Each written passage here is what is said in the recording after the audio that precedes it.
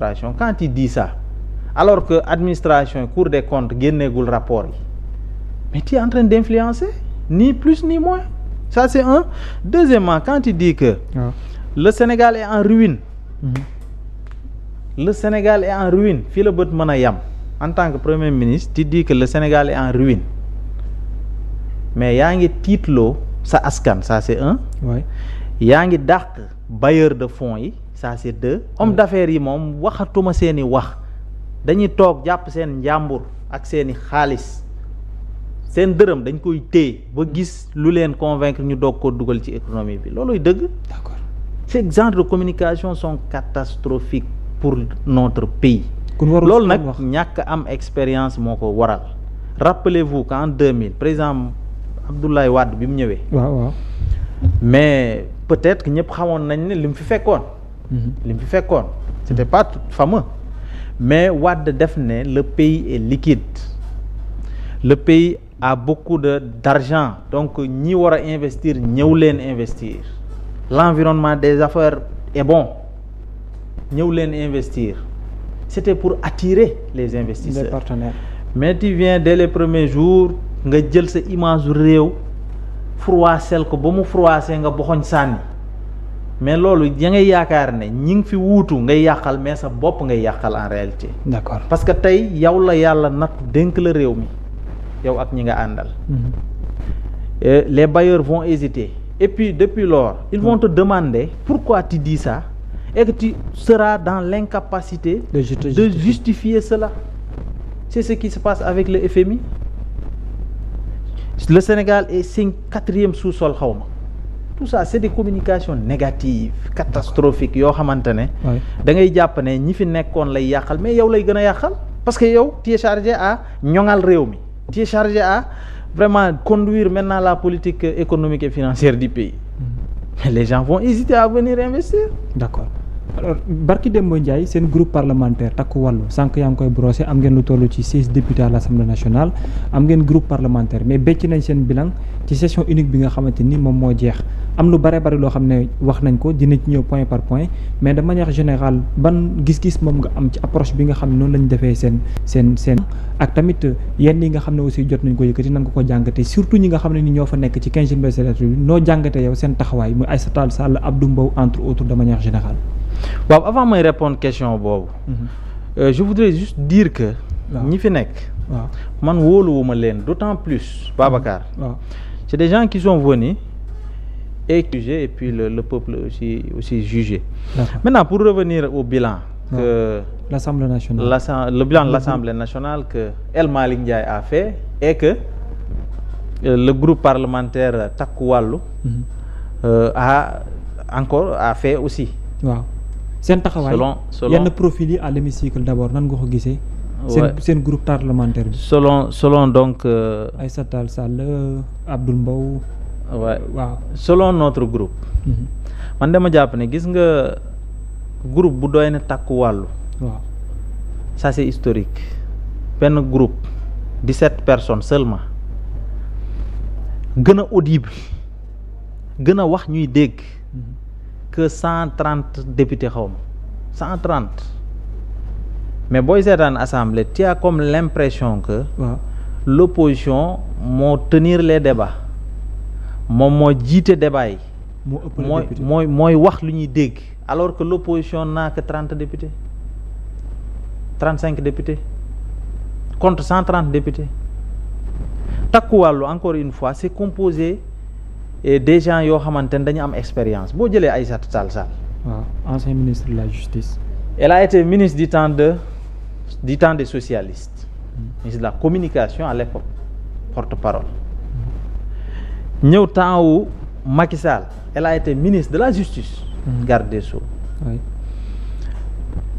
nga jóge foofu gis ñenn ñi nga xamante ne bu dee carrière parlementaire rek. kenn ëppalewu leen ko fii depuis les 20 dernières années muy Abdou Mbow muy Jimo Soare muy ñeneen ñi nga xamante ne ñoo ngi foofu c'est-à-dire que ñee mënuñ leen a jaaree fenn dañoo fat porte yëpp la ñu fat buntu yëpp la ñu fat.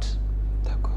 Aujourd'hui le discours de Aïssata Tall Sall vaut 130 discours des 130 députés du pouvoir de Pastef. C'est-à-dire bu waxee c'est comme si moom balance boo ko tegee nii nga teg fi discours Aïssata Tall Sall nga teg fi discours ñeneen ñëpp di Pastef. Mais Aïssata Tall Sall les bat à plate couture. Donc ñooñu dañu am expérience quoi dañ xam li ñuy wax moo waral bi ñuy clôturer les activités de l'Assemblée nationale bii passé ba ñu invité le président de l'Assemblée nationale de la République de Gambie. Maroc ak Mauritanie oui. Mais ñoom Aïssata Tall Sall républicains qu'ils sont dañoo jouer le jeu parce que nous sommes dans une république. D'accord.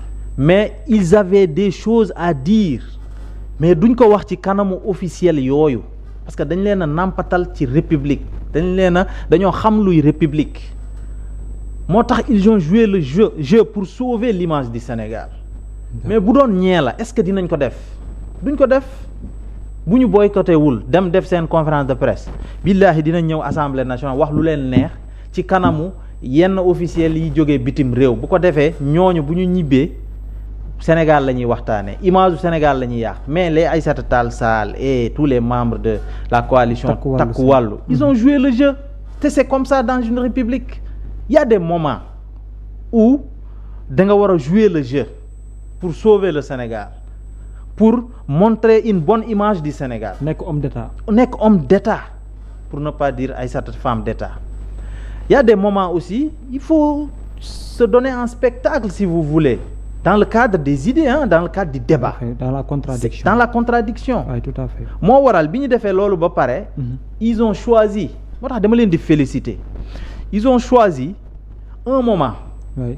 Pour faire le bilan de ce qu'ils ont commencé à faire dans la 15e législature ñu wone du début à la fin lan lañ fa liggéey loolu nga xamante ne loin des officiels qui nous viennent de l'étranger ñu jël seen bërëb au siège de l'APR ñu livrer au peuple de ce qu'ils pensent justement de la présidence de El Malick Ndiaye ce qu'ils pensent de la 15e législature la gestion de l'Assemblée nationale présentement. Mais ils ont bien fait il doit être félicité man loolu laa jàpp. D'accord loolu laa jàpp parce que li ñu fa wax aussi. daanaka ñun dund nañ ko parce que fii lañ nekkoon. waaw fii lañ nekkoon di leen seetaan en direct. li ñu fa wax yëpp loolu la ñu gis malheureusement ñee bi ñuy def seen bilan. waaw dañoo jël bilan bi bàyyilee ko seen bopp ne ñoom ñoo ko def. alors que c'est des choses qu'on fait dans le temps. moo tax nee na réflexion beeg numérisation bi ñuy wax ak yëpp. C'était du temps de président Abdoulaye Wade Macky Sall. Oui loolu dëgg c'était du temps de Niass. waaw Niass ñoom ñoo négocier defar lépp ñoŋal lépp dara desu ci woon lu dul. ñëw inauguré ki finalisé tam am na ci cër nag. mais ñëw inauguré loolu yomb la yow bu ñu la ko joxoon nga def ko. liggéey bi ba mu des ñëw dagg riban ba. ne leen mbir maa ngi nii. ba pare yow loolu nga bàyyilee ko sa bopp ne yaa ko def. mais sénégalais yi lañ lay bàyyeel. xam nañ ne loolu mënoo ko def en moins d'un an novembre ak léegi kañ lañ leen installé décembre ak léegi dañ fi mën a def benn projet bu pare à l'Assemblée nationale ça n'existe pas. mais y a des changements. yan changement amul. changement majeur amu fa. man de lenn de gis naa ko. mooy wàññil nañu député yi. pour la plupart wala wàññil nañ leen seen privilège yi ñu doon am. alors que wàññiluñu. seen liggéey le président de l'institution. Ah bon? Comment ça se fait? D'accord. Mais fonds politique yi. wala à l'Assemblée nationale est-ce que budget bi wàññeeku na wàññeekuwul. fonds politique yi Assemblée nationale ya est-ce que wàññi nañ ko. voilà des gens yoo xamante ne. dañuy digal ñu takk suñu ndigg. pour le pays. alors que ñoom musuñu takk seeni ndigg. D'accord. Mais c'est contradictoire. yow koy bu fekkente ne yaa ngi teq aslëf. ci privilège yu député yi yow itam. à ton niveau da ngay dindi dara ci sa li nga yor. mais comment tu peux faire de pareilles choses c'est extraordinaire. mais ci wàllum gestion ak débat yi ngay suivre. te yow yaa ne woon démb matt mi dafa tooy. matt mi dafa tooy donc nañu xaar ba mu wow ñu doog a taal añ. alors que yow sa pegg am na benn gaz boo xamante ne mën nga ko taal. teg sa añ. mais c'est extraordinaire dans ce pays un président de la République qui te dit que les marges de manœuvre sont quasi inexistants tiital nit ñi alors que on t'a mis là pour que nga rassurer sénégalais yi pour que nga wutal sénégalais yi ay solution yow nga leen di gën a diigal nga leen di gën a tiital en plus un premier ministre qui te dit que le Sénégal est 4e sous-sol alerter ameuter les sénégalais comme ça mais c'est extraordinaire man musuma gis ñu mel ne waa Pastef rek musuma gis ñu mel ne pouvoir bi mais c'est extraordinaire ce qui se passe mais ci côté débat ndax amuloo ci tamit seetlu ne am nañu assemblée nationale meloon am na beneen soppite bu ci ñëw parce que benn tam ñu ngi wax changement règlement intérieur bi numérisation bi ci côté débat yi intervention et tout pour yow ndax am na ab changement ci 15e législature bi par rapport yi nga xamante ni moom moo daan am. bon amul changement majeur quand même quoi que l'on puisse dire changement yi ñuy xaar du lii c'est trop terre à terre. D'accord. Changement majeur amul. Alors ci côté véhicule parce que waa opposition bu ñu bañul woon. waaw ils vont se livrer en spectacle à l'intérieur. Ah bon? Comme ñoom niñ ko defee woon à l'époque ñëw gàddu ay urne ak daw ak moom ci biir assemblée nit ñi di photo monde bi di gis mais ñoom seen attitude la ñoom c'est original chez eux mais ñoom waa les républicains ils ne font pas les choses comme ça malheureusement mais les républicains que l'opposition est aujourd'hui bu fekkante ne ñoom doxale woon nañ comme ñoom ni ñu doon doxalee démb. waaw kon on va voir les mêmes spectacles. d'accord bi ñu gisoon à la 14e législature. 14e législature.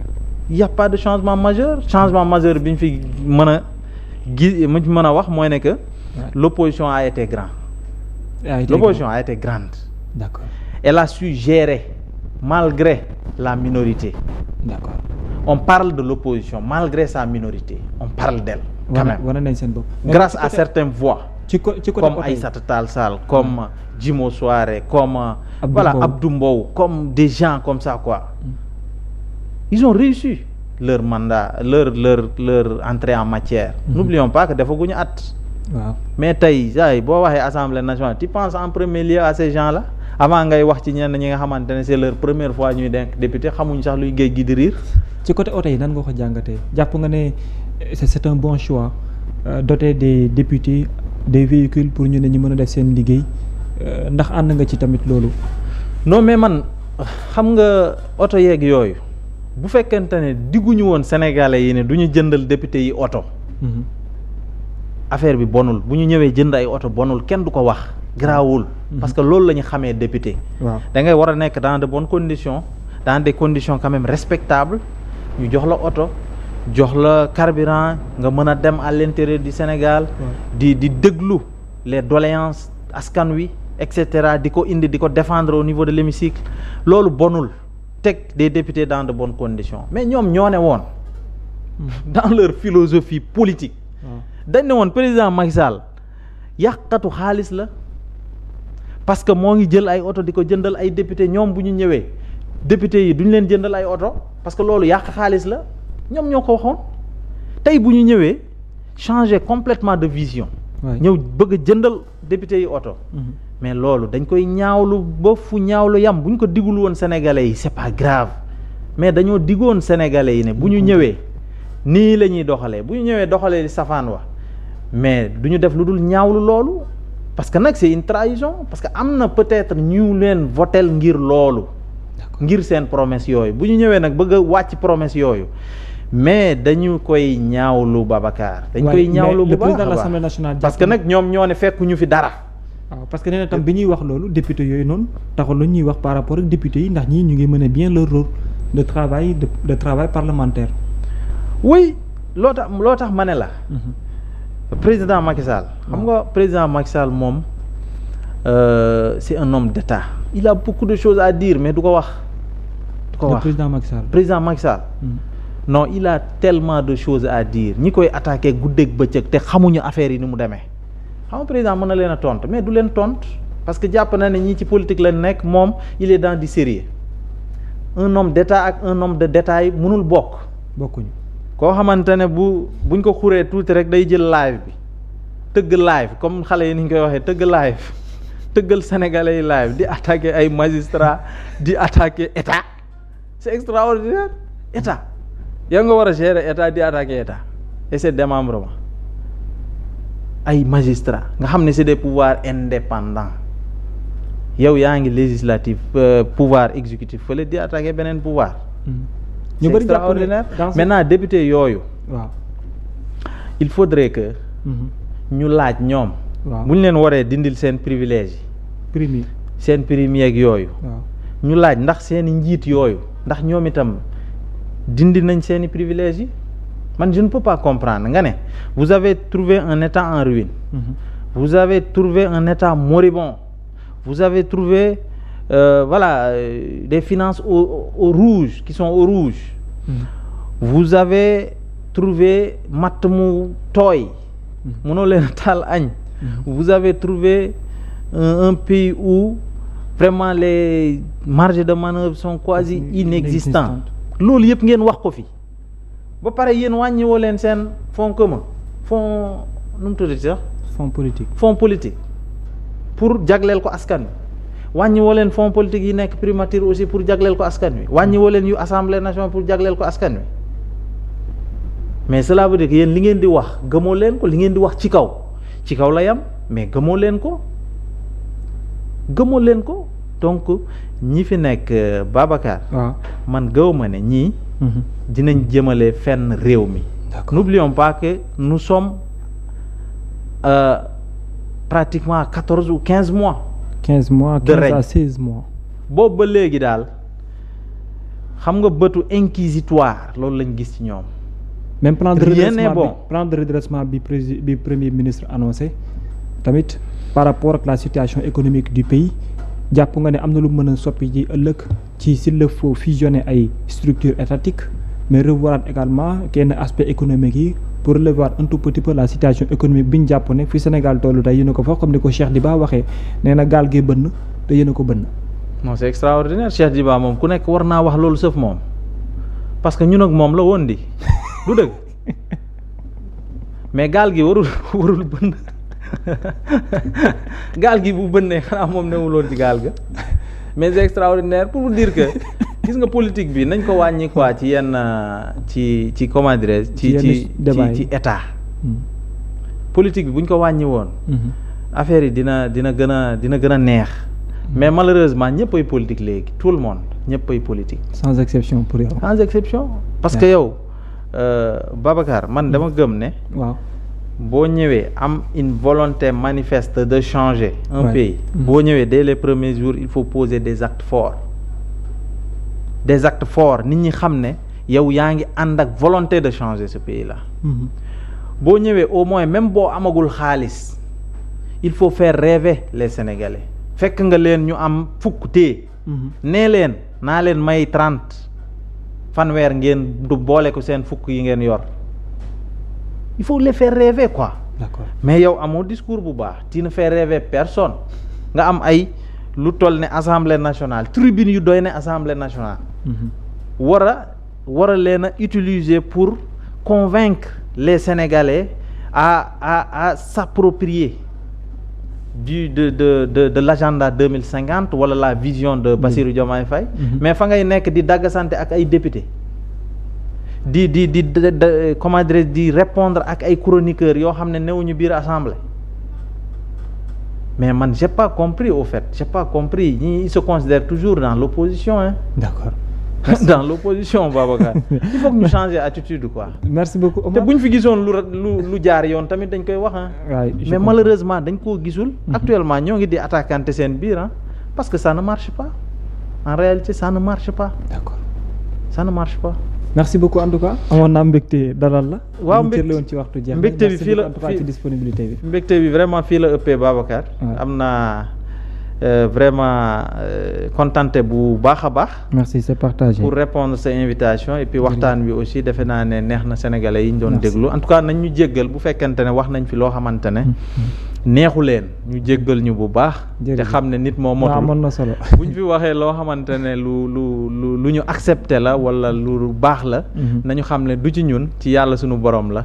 merci.